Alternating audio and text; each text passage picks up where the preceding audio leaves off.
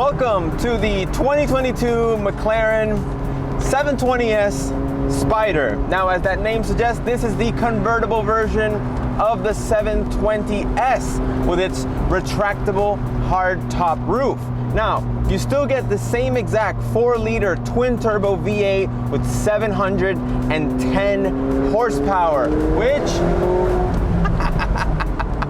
sounds amazing and is ridiculously quick. Now, differences between the Spider and the Coupe. Now, as you may know, if you know about the 720S, this car has a carbon fiber monocoque, meaning the overall structure of this car is one enormous piece of carbon fiber. Now, there are many benefits to that. The first thing is lightness. So this car has a dry weight of just under 3,000 pounds, but the second benefit is that from going between the Coupe and the Spider, there is no need to add additional rigidity. The car is strong enough as it is, even when you take out the roof.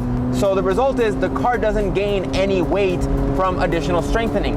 However, it does gain 108 pounds from the retractable hardtop roof that I mentioned.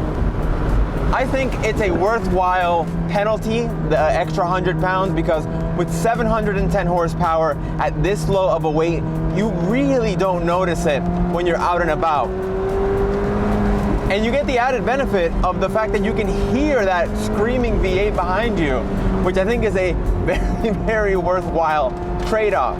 0 to 60 is exactly the same as the Coupe, 2.8 seconds. This car will reach 124 miles an hour in just 7.9 seconds. So about as quick as a hot hatch takes to get to 60, this car will be doing 124 miles an hour. Now, with the top up, you have a top speed of 212 miles an hour, but if you have the top down like I do right now, your top speed goes down to just 202 miles an hour, so no VMAX with the roof down. All those figures are impressive, but it's even more impressive when you think about that this car is rear wheel drive, so it has to put all of that power down very efficiently. Now, we have a 7-speed dual clutch transmission sending that power to the rear, which is incredibly fast and incredibly sharp. Now, you can tune it by these various driving modes that I have here on the dash. You can have comfort, sport, and track. I right now have it in track mode since we're in the canyons and I want to get the most performance out of this car. Now, in terms of power delivery, this car has a very characteristic McLaren style power delivery where you get a little bit of lag and then you put your foot down, and as soon as those turbos spool up, it gives you max power all at once, full punch, and it is incredibly aggressive. This car, I think this is the limit to which I think a normal person that doesn't have track experience or some sort of coaching can really drive confidently. It's so fast. It's so alarmingly fast. And like I mentioned, despite being rear-wheel drive, this car is perfectly stable at speed. It inspires a tremendous amount of confidence. All of the computers, even in track mode, are so well tuned and so well dialed in that you can really hustle this car at big speed and not worry about losing the rear or getting out of shape. And when you put your foot down,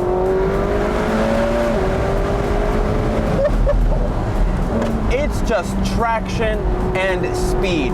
This car is incredibly planted, and it does have active aero to help you along with that. So we have the rear air brake, so the entire rear section of the car can lift up or down to either give you downforce, or even when you're braking, it becomes like a giant air brake to help you slow down even faster. 720S also uses double wishbone suspension with adaptive dampers. It's a completely independent suspension, so whatever happens to one wheel, it doesn't affect the others. The result is that this car is incredibly comfortable. Even in the driving modes, you put it in comfort, even sport and track. Yeah, sport and track are a little stiffer, but in comfort mode around town, even in really bumpy roads around Los Angeles, this car is quite comfortable.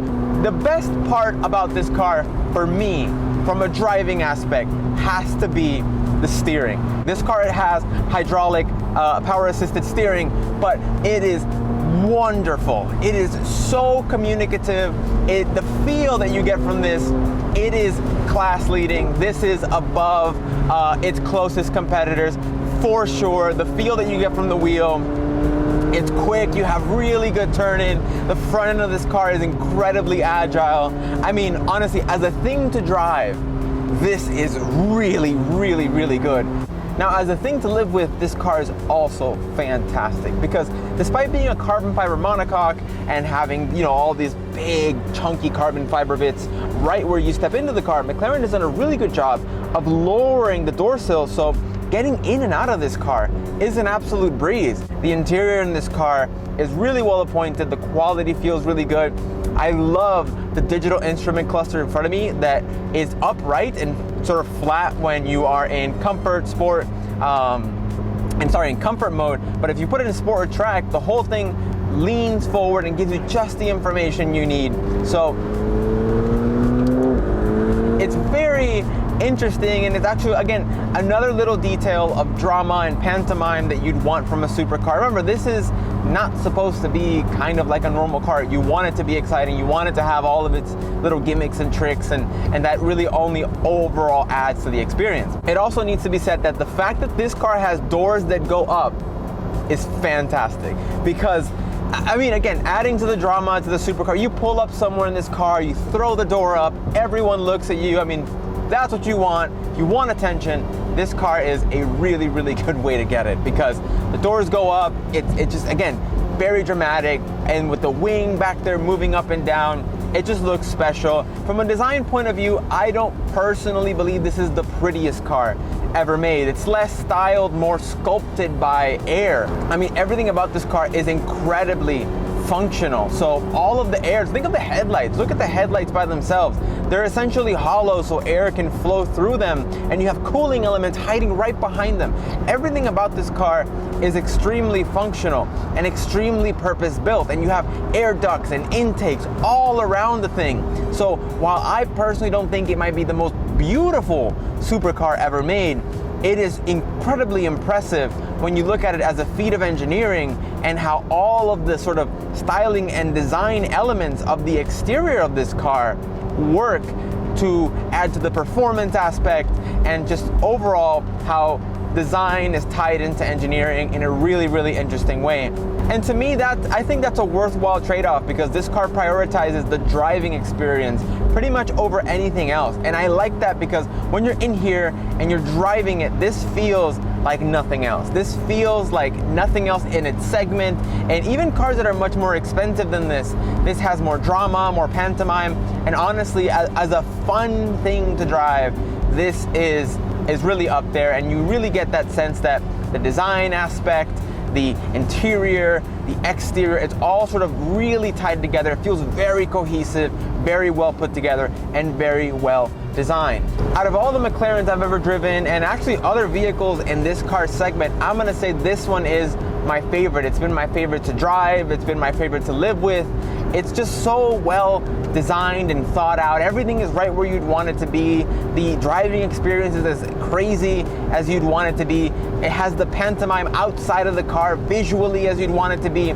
As a supercar, this hits all the right points to the formula for a perfect supercar. I mean, frankly, this car has very, very little drawbacks. The one thing, however, is that obviously this car comes at a price. Now, starting price for this car in the US is around $315,000. However, this one, as spec'd, comes in much closer to $370,000. We have a couple of little interior options. This car has carbon absolutely everywhere, which obviously adds to the price tag. But I think at this price point, what you're getting for that money, I think this McLaren delivers.